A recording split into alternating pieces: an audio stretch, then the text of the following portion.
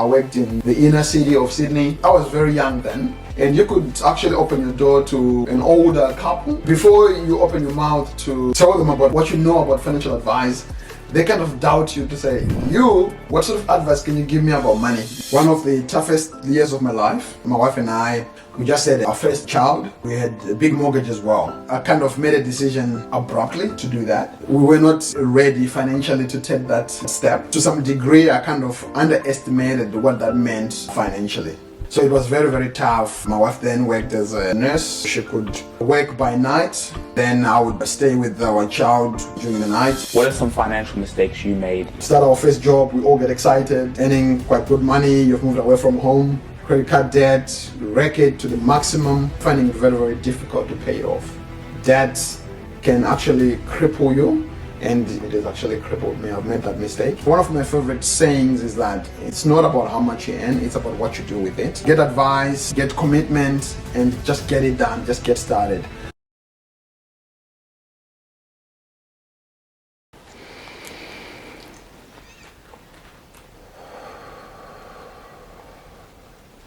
Okay, guys, welcome to another episode here in association with Your Wealth Mentor and the Rubasha Family Podcast.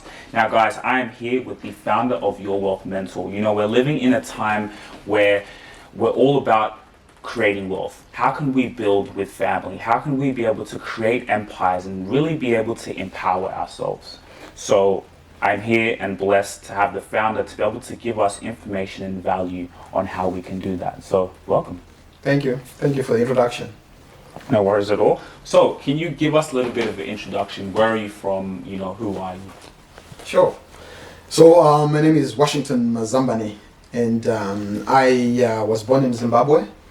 Now I live in Australia. I came here in year 2000. As a little kid, I remember I came here for studies.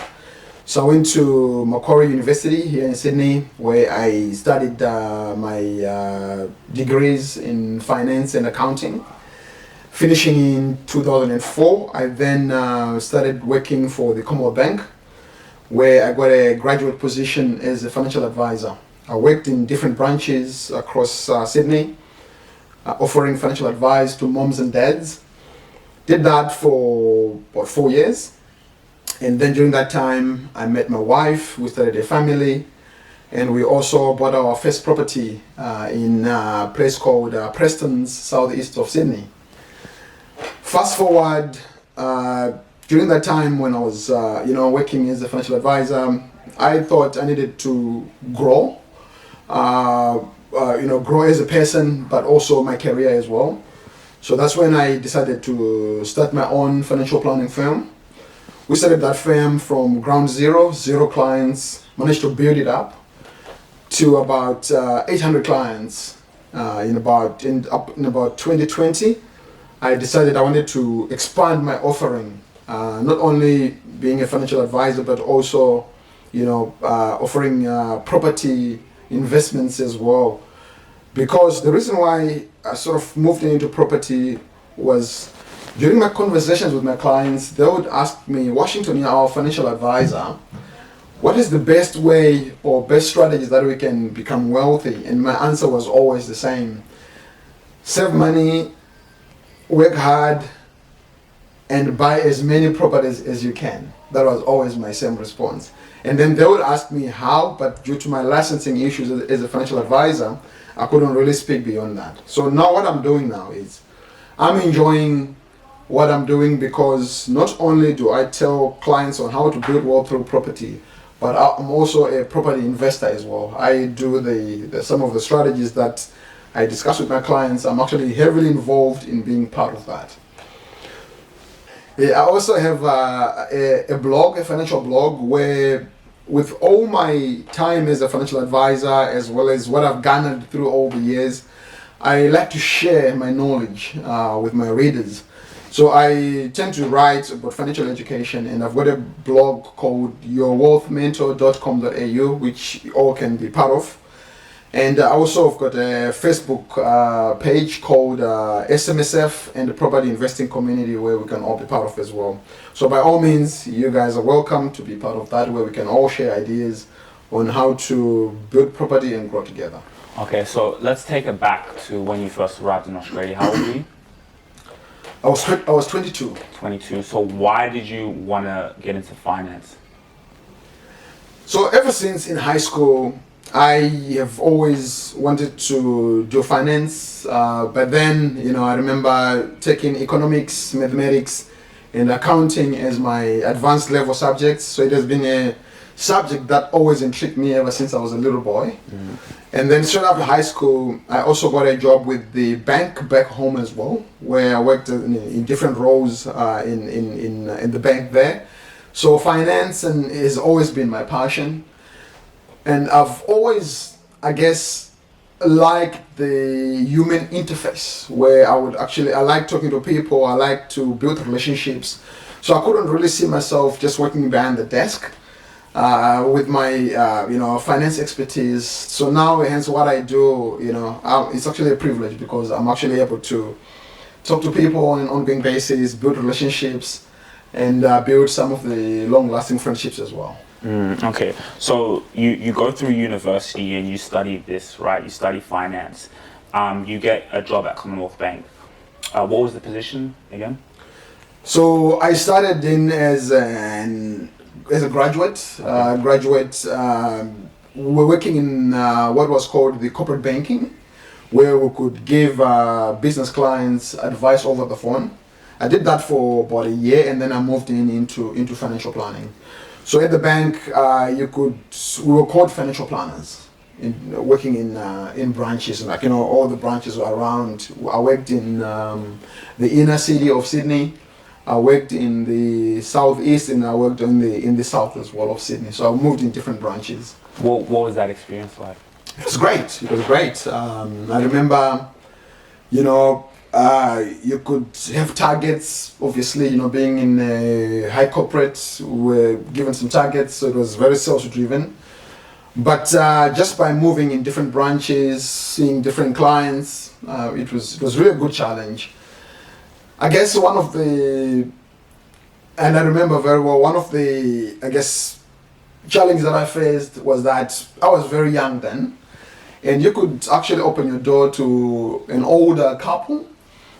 So before you open your mouth to tell them about what you know about financial advice, they kind of doubt you to say, what sort of advice can you give me about money? So it was always, sometimes you would meet some people who would challenge you that way. Yeah, like, who is this young person trying to tell me what I should do with my money? Exactly, yeah. Yeah, and wow, I find that very fascinating. So what was one of the biggest things you learned when you were working and handling with clients and, giving your expertise? I've learned that, in really what drives mankind is money and wealth. I know some people don't want to probably have the challenge to talk about money, but sometimes talking about money is, particularly for couples or as a family, is actually good because not many people do that. So as my job, I would have conversations where you and me, a couple, that can actually uncover some of the things that they didn't know each other at all, yet they spent years being married. So at the end of the day, yes, I'm a financial advisor, but I kind of end up being like a counselor, because of the fact that you're trying to bring in conversations out of people that they have never spoken about. Wow. And I think that's why this is such an important conversation, because what you do, it's an emotional topic. Money, finance, it's an emotional topic, right? Absolutely. And a lot of people don't like to talk about it. So just before we go into that, what came into your imagination? How long were you there for? But what came into you to say, let me go in and branch out by myself? You're in this position, you're financial planning. How long were you there for?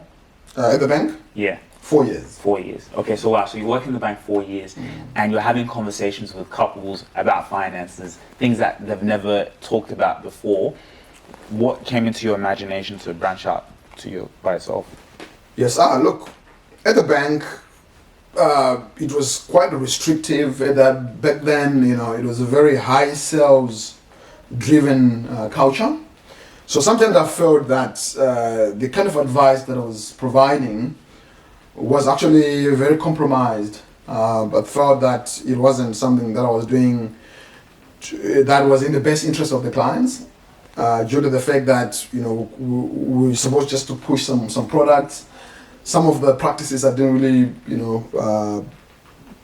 believe in them, so hence I sort of decided to branch out so that I could have the autonomy to provide advice that I felt was actually in the best interest of my clients. Wow. So you started your business out of a need to, how can I best serve people? Correct. Yeah. Wow. And what was that like now? When I started? Yeah, because I can imagine, you have a great job, you're used to that income and that check, right? You're comfortable, right? Yes. So now to go in and say, you know what, I have a value system and I want to be there for people. I want to be there in their best interest. But you're starting off from ground zero. So what was that experience like? One of the toughest years of my life. It was back then when my wife and I, we just had our first child, and we had a big mortgage as well. So it was something that, in a way, I kind of made a decision quite abruptly to do that. We were not really ready financially to take that step.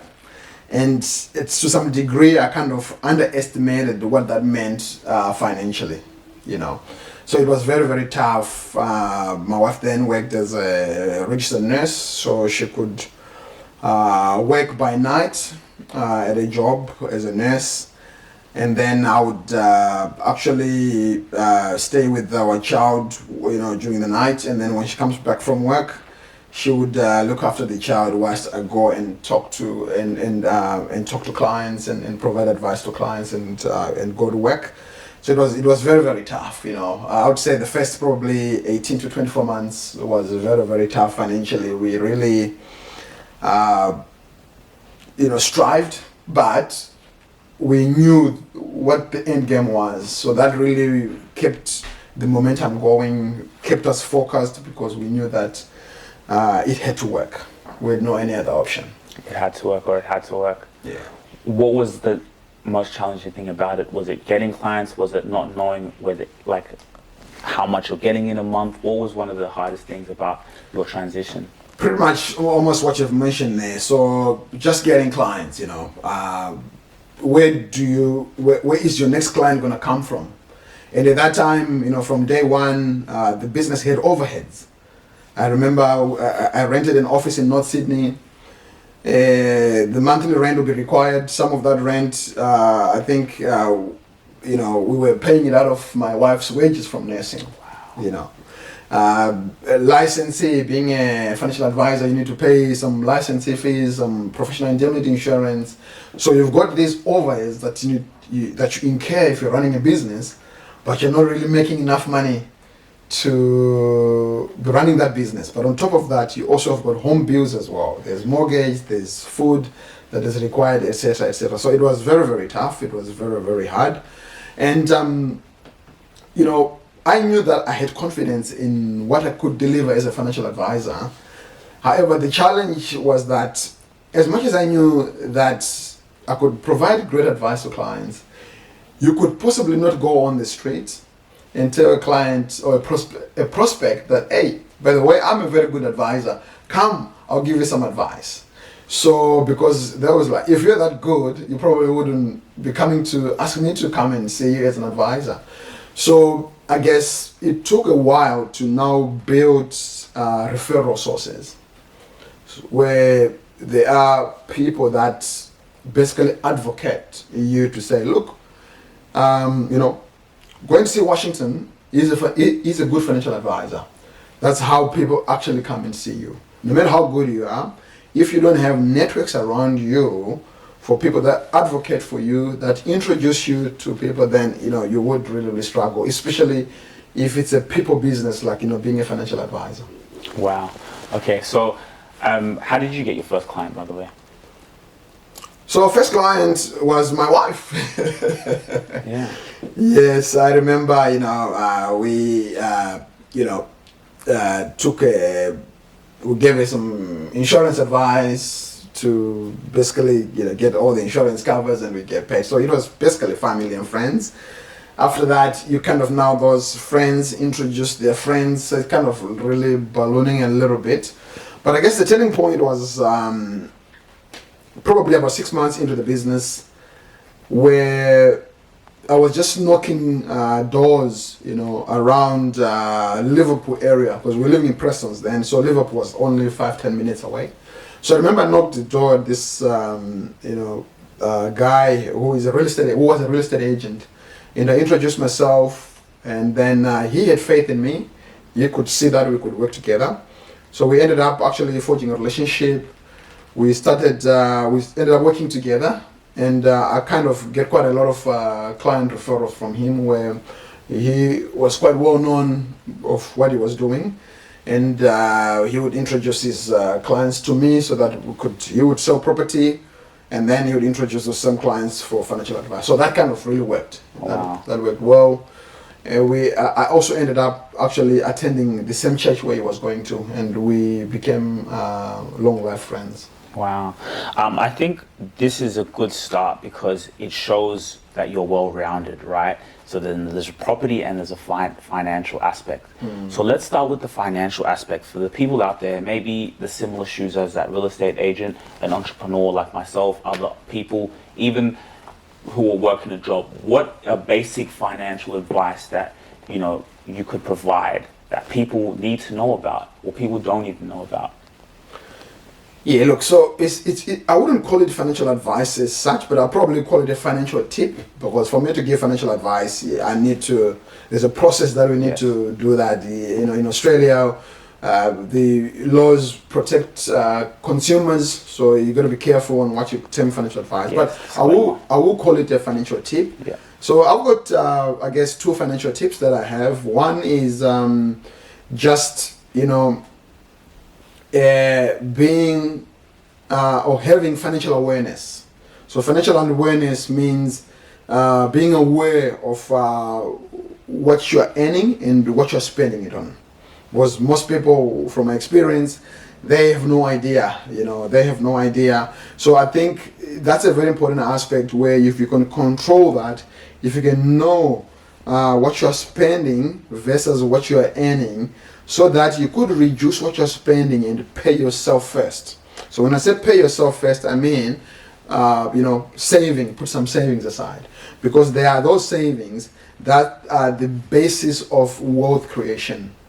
For you to build wealth, for you to buy any asset, you will need to have money. And that money, most of us, comes from savings. So you need to do that. Second aspect is knowing to use debt to your advantage, because debt can be your friend or it can be your enemy at the same time. So making sure that you are aware of debt and you're using it to your advantage, because debt can actually imprison you for the rest of your life. So those are my 2 tips for Wow. So debt, and then to pay yourself. So let's put it in a practical example. Let's say I earn $2,000 a month. Okay. So now out of that $2,000, when you say pay yourself, is you put some aside. Is it put some aside for a rainy day, put some aside for investments? How do you, again, a financial tip, none of this financial advice? None of this is financial advice. Yeah. However, what I mean by that is, I'm not sure, the audience out there, but most people, do not have a budget. So the basis of paying yourself first is to sit down and write a budget. Budget means you're writing down all your expenses, knowing how much you earn, and then just perhaps figuring out where you can reduce your expenses from what I call variable expenses. So variable expenses are those expenses that you can cut down on. Food, entertainment, clothing, travel, holidays, and all that. Those are variable expenses.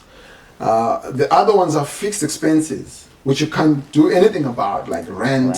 School fees, mortgage payments, and all that we can't do anything about. However, on the variable aspect, if you could reduce some of those expenses, that's where the opportunity will arise for paying yourself first. And paying yourself first just means you're setting some money aside to make sure that you're putting it away. This could be for a rainy day, that's to start up with, but also even when it builds higher and higher and higher, then you can actually now start to put on investments as well. Okay, I like that. So with the variable expenses, a lot of people may have a problem with that, right? Where it's like travel, there's food, there's all these type of things. So you're saying is to work on limiting the variable expenses, and of course you have your fixed expenses that, you know, that's just come. So how could people still enjoy their life but also be able to put down the expenses? And I'm not saying that you can't enjoy your life without cutting down the variable expenses, Exactly. but you know, when you say that, some people are like, man, what, I gotta give that up. So how can you be able to, whether it's the entrepreneur out there, you know? I think it's mental, you know, it's just the way you orientate your mental state on what's important for you. So for someone, and again, it all depends on at what stage of your life you are at. For someone, they might feel that, you know, it's important, or going out every week entertains them, or it's important for them, or, you know, buying expensive clothes, you know, is what entertains them, and that's where they get their happiness. Probably it might be a phase of your life. However, if you change your perspective and now start to put that money aside instead of spending on unnecessary consumer goods, then put that money aside, and you're seeing those savings building up, that can actually now change your perspective about what is making you happy.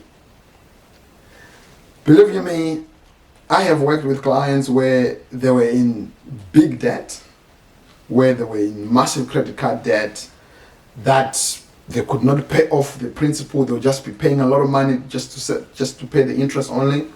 They turned it around, and they now started to put some savings aside.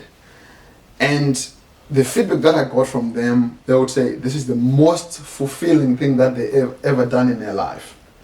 To basically see their savings grow bigger and bigger and bigger.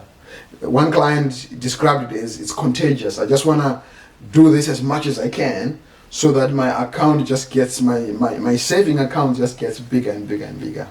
So sometimes, just to get back to your question, sometimes what you may feel is fulfilling you by, you know, going on holiday or designer clothes and all that, when you cut down on those and you start to save that money, the fulfillment can now come from the savings that you're building. Savings.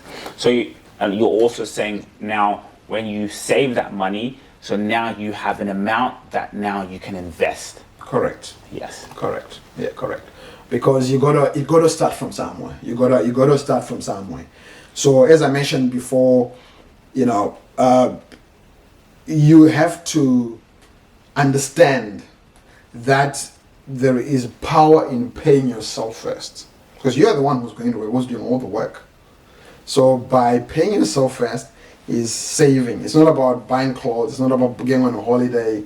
It's not about doing all those things. That's not paying yourself first. Paying yourself first is you are paying yourself first by putting some money aside that actually is for your future investments. So you're putting money aside, you're paying yourself, which now then you have an amount of money. Now someone can come to someone like yourself and say, okay, what can I use this money in a way that can build wealth? That's right. Okay. What are some financial mistakes you made in your life? Or we can say learning lessons, you know, because I don't really like the term mistakes, because we learn. Yes. So what are some lessons that you went through? Okay. I've made a few mistakes, and I've learned, you know, the hard way. So, you know, one of those is, you know, as we, you know, start our first job, we all get excited, you know, earning quite good money, you've moved away from home. So one of that is just to go on credit card debt, wreck it to the maximum, and finding it very, very difficult to pay it off. So I've learned it the hard way, you know, that debt can actually cripple you, and it has, once upon a time, it has actually crippled me. I've made that mistake. The second mistake that I've made, or the second lesson that, you know, I've learned is just to you know, just to do things at the right time. So I bought again during that time as well, I went into a shop, had money, put a deposit on that, and I bought a very expensive BMW. You know, that BMW, fast forward, it was not too expensive for me to even take it for service or even to pay for the insurance. And it really costed me, it ate up a lot of my money. So had I actually shifted my use of that money from those cars and luxuries and all that I was doing at that time to actually buy assets, to save money and buy investment properties or investments, I think I probably would have yielded a better outcome. So you're saying that same amount of money you purchased on a BMW, you could have put on, like, let's say, an apartment or a house? Look, I can confidently say houses and apartments. Not only one, but probably a number of them. Really? Yes. But you see, this is more valuable than anything. This information, what you're saying, is valuable because we see that a lot, especially people my age, right? The car, and a lot of times when people spend money, it's more out of insecurities. It's more to show other people, you know? By the way, your reason for buying that BMW, what would you say was the mindset at the time? You know, you're a young guy. Young. And I think it's just the thrill, the thrill. You're young, you want to have fun. You, in your head, you're just thinking you're doing the right thing. You want to have fun with friends. You want to be the it thing. Yeah. So it's just out of show off, I think. Wow. Yeah. I think so. You see that, right? So like that money, put it away. Hey guys, I hope you're enjoying this video. Please feel free to subscribe to your Wealth Mentor Club 50. The link is below. It's a free subscription where you can come and join like-minded people. Also, please subscribe to our YouTube channel, Your Wealth Mentor TV. The link is below as well. See you soon. Away in an asset, put it away in something that can grow later on. Absolutely. What do you see now in couples? Because you're in the service industry, and the basis of this again is families. It's individuals coming together to be able to create wealth. So what have you seen in a lot of couples in this idea on building wealth, and also now we can go into the advice that you provide? You mean the couples mistakes? Yes. Yes. Okay. So I think for couples that sit down and work together as a team and build together actually achieve way more than couples that do things individually. I've met couples that just divide expenses. So that dad is looking after mortgage, mom is looking after all the other bills and food, and then whatever they do with their money, it's up to them. That's kind of a little bit individualistic. I think as a couple, you need to sit down and put everything together, just have an open conversation. So I feel that couples that actually do that actually achieve way more, because everything is transparent. Everyone feels safe as well in that process. Okay, I love this. So let's put it in a practical example for people watching. Let's say me and my girlfriend now, we're young, we want to be able to build wealth in the future. Let's say you sit down with us. What's the first thing that we attack as a couple to be able to have this discipline? I think the first thing that to bring about is just to have an open conversation, and that comes with trust. Just to probably configure each other, what are her goals, what are your goals, what are the differences in those goals, and what is the common set of those goals. Just having this open conversation. Most couples, they don't even talk about money. They actually avoid talking about money at all. So just having this open conversation and each person feeling safe, feeling that they're not judged by being open. I think it's great. Most people, they fear of the openness in conversation because they don't want to be judged, or sometimes they say they don't want to be controlled. So just being open about it. If she loves shopping and she loves shoes, let it be. But as long as she just knows that these are the consequences, for us to change an outcome of buying assets, then maybe instead of her buying 5 pairs of shoes, maybe just buy 1 pair of shoes. Or yourself as a guy, maybe instead of buying, going to the pub 5 times a week, maybe just go once a fortnight. So it's most people fear these conversations because they feel that they don't want any indentation in their lifestyle. Mm-hmm. So sometimes at some point you got to take a compromise. You gotta be ready to make these changes in your lifestyle, particularly if you commit to financial success. You gotta say, okay, I need to change ABC, because if you don't, 10 years down the line, 15 years down the line, you're still at the same place financially, if not worse. Okay.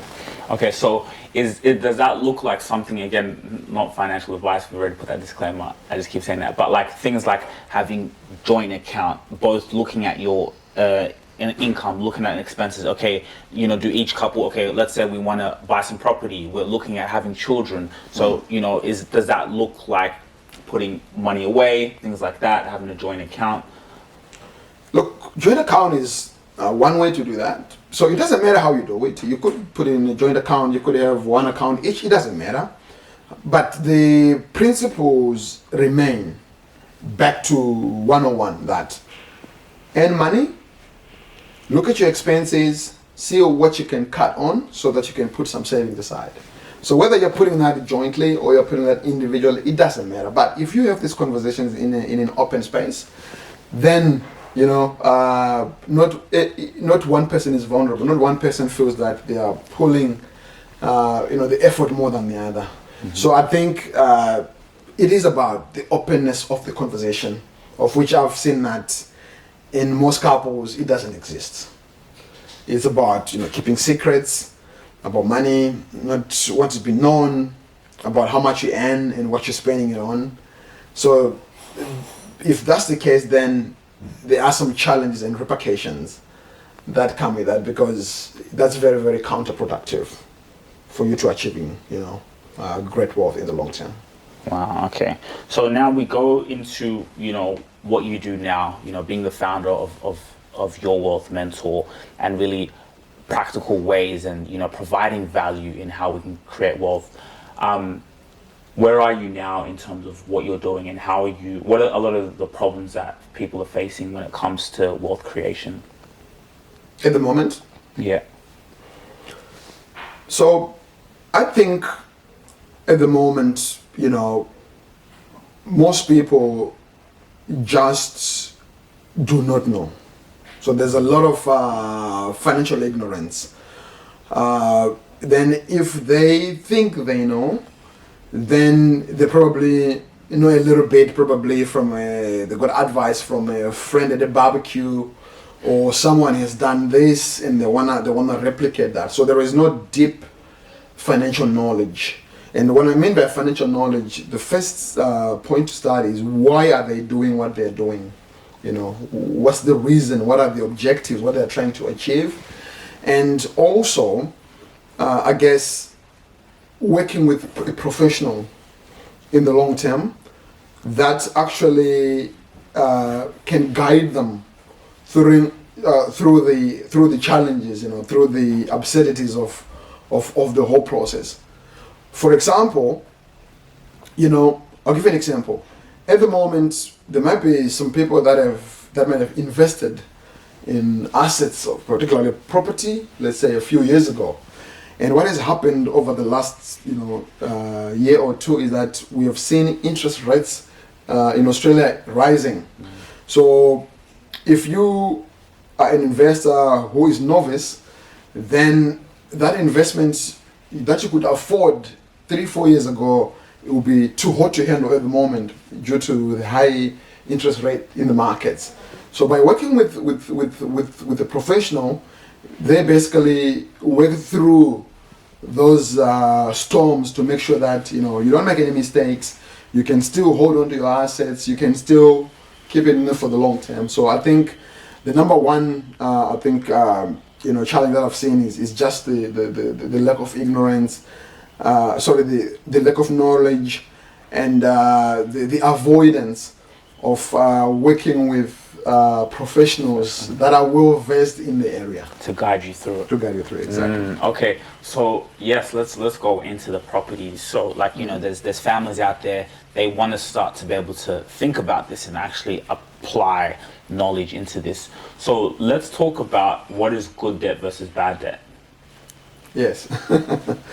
Yeah, one of my favorite topics, good debt and bad debt. So good debt basically is debt that you use to buy assets.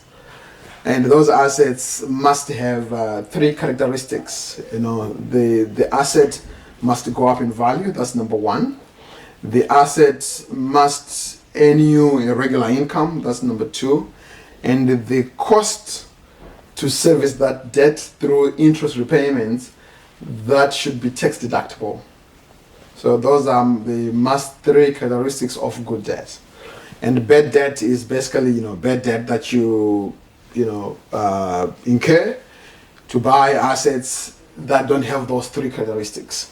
For example, going into a car yard, buying a brand new car on debt. So that's bad debt because When you say on debt, that's like your payments on that car. yeah. So you go in a car yard with a brand new car. You don't have any savings for that, and you basically get $100,000, $150,000 debt. Sometimes even less or more. It doesn't matter. And then paying off that car, over say 5 years or 7 years. So that is bad debt. Or another example could be wrecking a credit card to go on holiday, or getting on a credit card to buy designer clothes, to do such kind of spending. Okay, so good debt. Let's go there. Because you know why this is valuable? Because a lot of people don't know, right? Maybe you think the dream is always to buy a house, right? How many times have we heard that? The Australian dream or the American dream, wherever, let's go buy a house, right? So let's talk about the long term, good debt versus bad debt, Look, I always, every time I present to my clients, I always pose this question. I say, now that I've explained to you the difference between good debt and bad debt, do you think the mortgage on the house that you live in is good debt?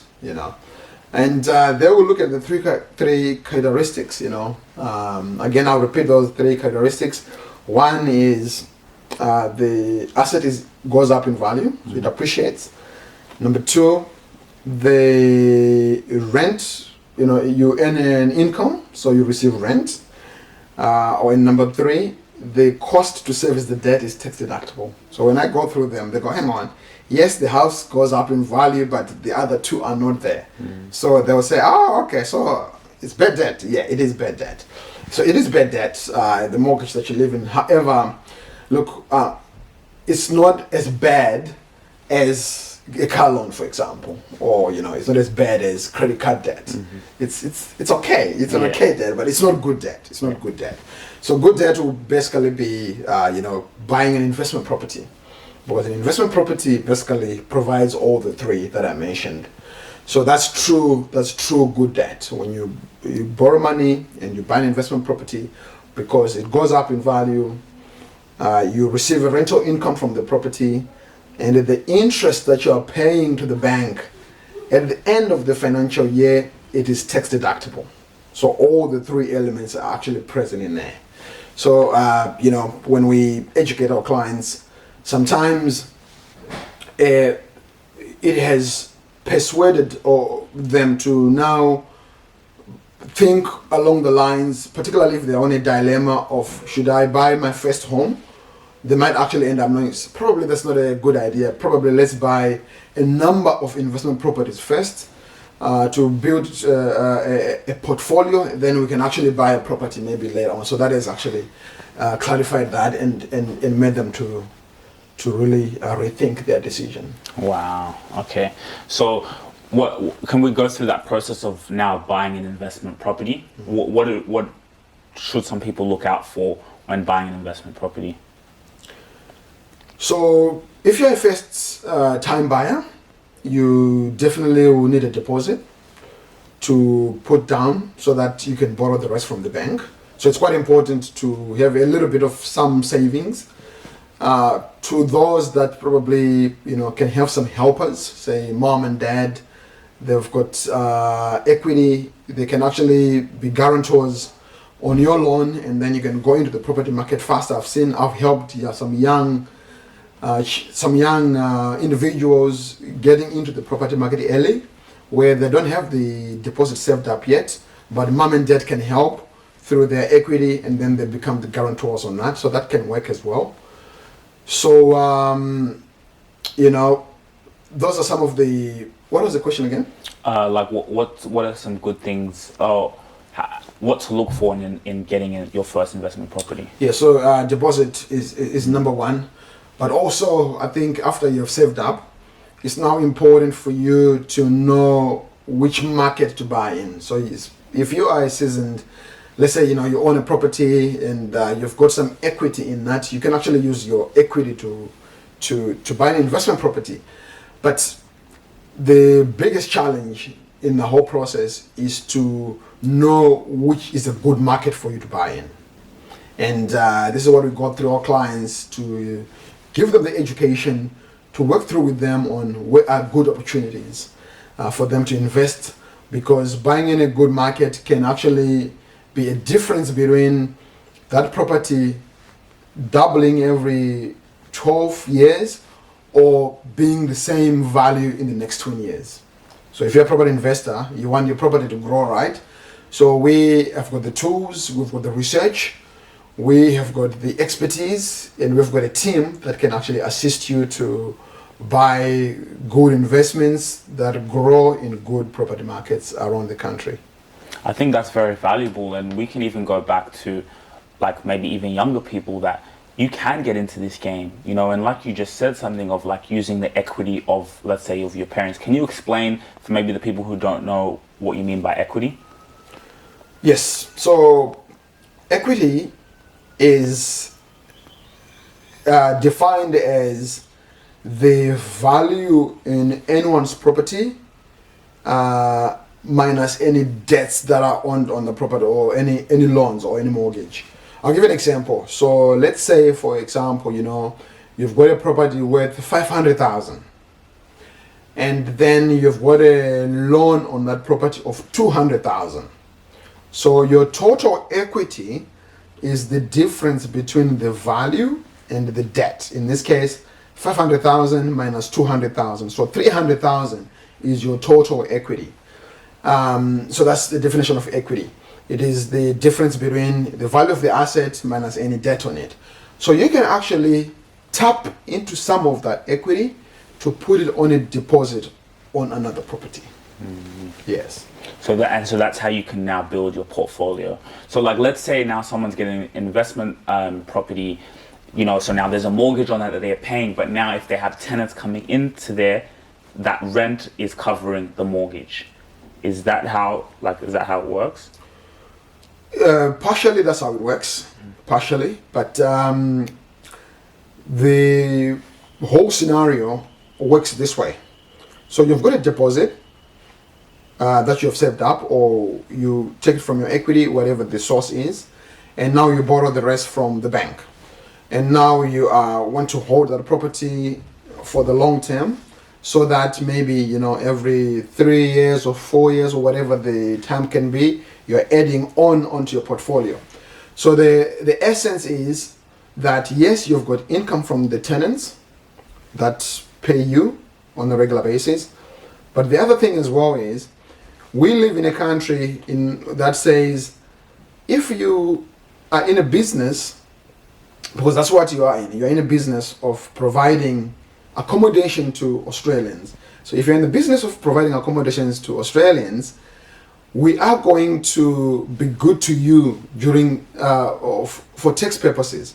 So there's some huge tax advantages that property investors actually enjoy from the government through tax deductions.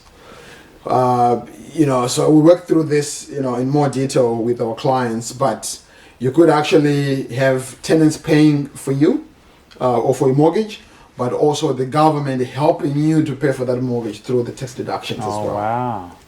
Wow, and so that's really how, wow, that's very valuable information. And I think, like you said, it's a lot of it is the ignorance that people just don't know this information, or you see this or you hear this, but to actually hear it from an expert who's really been in this field and helping. So can we talk a little bit about your experience, right? So you said that you do it yourself. How many properties do you own and rent out, or if you're open to Yeah, look, I'm not going to go into the exact number, but I have managed to, like, as a family, we've managed to build a sizable portfolio. We started this journey way long time ago. And the good thing about working with myself is that I actually walk the talk. I show you what we are doing personally, and then that way it's just different from someone who tells you but they're not part of the game. So we are in it, we enjoy the game, and we continue to also expand our portfolio at every opportunity. Wow. So what does that look like down the line? Is that like, imagine you have different, portfolios and rent coming in from that? Like, how long does it really take for people, to really have that cash flow coming in? So it's, at the end of the day, it boils down to that initial conversation that we have with clients to sit down and work through their goals and objectives, what they want to achieve. So for someone, they could say, look, I want you to help me to build a portfolio that I want to make sure that in 10 or 15 years time, I've got enough money to probably pay off my mortgage. So that could be one goal for someone. Another client or another individual's goal might be that, look, I want you to help me to build a portfolio that is going to set me up for retirement. So in 15 years time, I want to make sure that I've got a comfortable retirement. So again, it'll be very different to the other person. So this initial conversation is important because that's when we uncover the values, what's important to that individual or those individuals, and then setting up a plan by setting some goals and some objectives as well, so that we can say, now based on what you want to achieve, here is the plan. So it's all part of building the plan together. So you look at the goals, what are their targets? How can we work towards those targets? And now here's the plan towards that. That's correct. That's correct, yes. Okay. And can you give us a little bit of information on the webinars? Like, how can people, so you host webinars for people to learn more about this. What's that looking like? Yeah, so we do have webinars that we record on an ongoing basis, myself and my business partner. And the way we do it is we like to answer the most common questions that people are asking, and then we basically give information on that. So the latest ones that we have sort of really done at the moment is buying property using your superannuation. We've got a webinar on that. And then the other one as well is the one that covers, getting some opportunities in investments that give you positive cash flow. So how can you actually build a portfolio and invest properties that actually put money in your pocket from day one? We are actually going to be preparing a few more. One is going to be on first home buyers, how we are helping young individuals to get into the property market quicker. And then the other one as well is we are going to be looking at showing the individuals in the health industry, particularly nurses and doctors, on how they can actually create a huge passive income through investments where they save on tax. Because these people work hard, so most of the time they pay a lot of tax, and they also don't have time as well to look into these investments. So when we put out that webinar, hopefully it's gonna really be beneficial for them to share some of the insights on what they can actually do, on the the incentives that are there, on how they can save tax, and how they can also build portfolio as well. We want to be putting out particularly probably one webinar every week on different topics on what people are asking and what people want to learn and know more about. Wow, and I think let's even just touching on the nurses and doctors. I think that's very valuable because, imagine being a nurse and doctor out there and you can work with professionals where it's like, look, I don't have time to do all this. It's a lot for me, but let's sit down with you. You have professionals there to be able to help them use that income that they're receiving to be able to build wealth for the future. Absolutely, yeah. Because look, they're quite fortunate that those professions, they're very privileged in the way that banks treat them when they want to get a loan. So most of them, they have no idea that those are the privileges that they have. So when I help them uncover and take advantage of that, but also, enjoying the tax benefits that come with property investments as well. And you even also spoke about how, people can get into the market and start earning money from day one during this, which is incredibly powerful. So how can the people sign up for the webinar? What's the process there? Yeah, so we've got a link on yourwealthmentor.com.au. There is, or if you go on the homepage, there is actually a page that talks about being part of Club 50.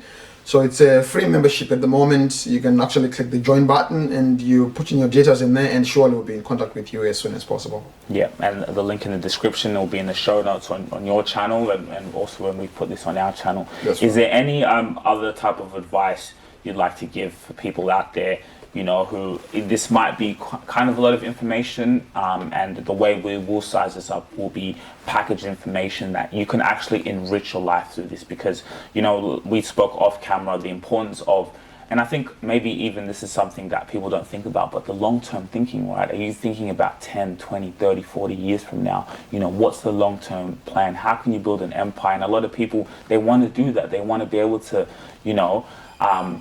create their visions and manifest them into reality with wealth. So is there any advice that you'd like to provide Yes. for people out there? So I think it will all tie together that, it's important for people not to give excuses based on the fact that I'm not earning enough yet, so I can't do it, I'm going to push it for later. It's one of my favorite sayings is that it's not about how much you earn, it's about what you do with it. I have worked with clients that are on a $60,000 to $70,000 per annum income, and they have achieved phenomenal things. They managed to build phenomenal property portfolios. On the other extreme, I've met people that are earning $200,000 to $300,000 per annum that have actually really struggled to put anything on paper because of spending habits, because of procrastination, because of excuses. So my message today is sit down with a professional, get advice, get commitment, and just get it done, just get started.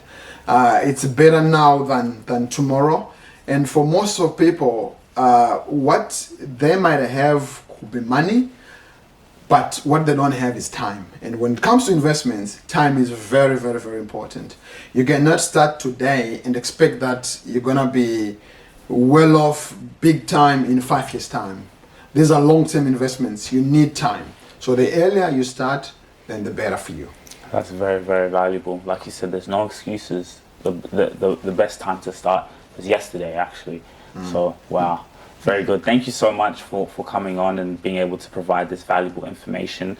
This is something regularly that people will be able to continue to learn from, and the questions, if you guys have any questions, please, you can leave them in the comment section. To join Club 50, it's for free, where you can actually learn and hear from professionals on a regular basis. And really, it's all about the decisions that you make today that will empower you in the long run. And that's why we're having these conversations, because there's problems out there that people are having with not knowing enough information, and now you're sitting and hearing in front of someone who has those answers and can just guide you through that process. Thank you. Thank you, very Sugira. much. No worries. Awesome.